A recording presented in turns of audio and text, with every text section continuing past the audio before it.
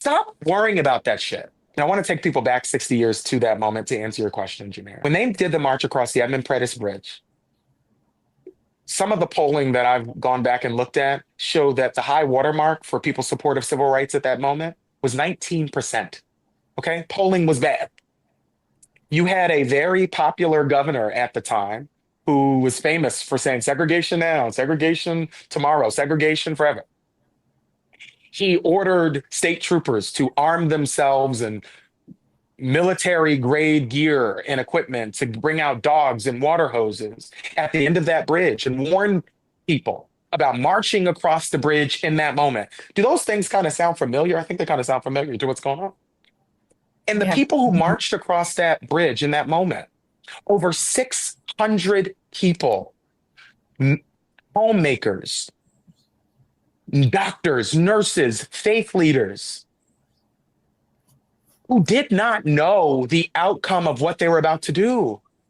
In fact, you had a bunch of people saying, do not do it. You're too loud. You're too boisterous. You're demanding too much. You're actually making it more difficult for us to get progress. Those things sound pretty familiar to me and what we're going through right now. And so they didn't march across the bridge with any understanding of what was going to happen. They didn't march Mhm. across the bridge knowing that, John Lewis was going to become this major figure and, the good trouble and all that. They didn't know any of that. They just knew that there was something worth fighting for.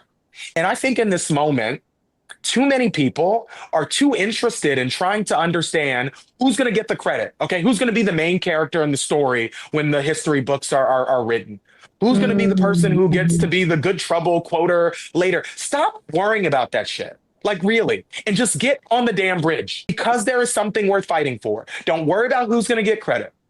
Just get on the damn bridge. Do what you can where you are. Speak up where you are, where you can in this moment, and speak up about the issues that matter. And I am so damn proud that I think so many people are not giving themselves enough credit for the positive impact that they are having. And I hate to see people with their heads all down, all discombobulated because, their activism or their tweet or their vote didn't change everything overnight. But you are making progress in ways that you do not recognize in real time and that you won't be able to recognize until you have that hindsight.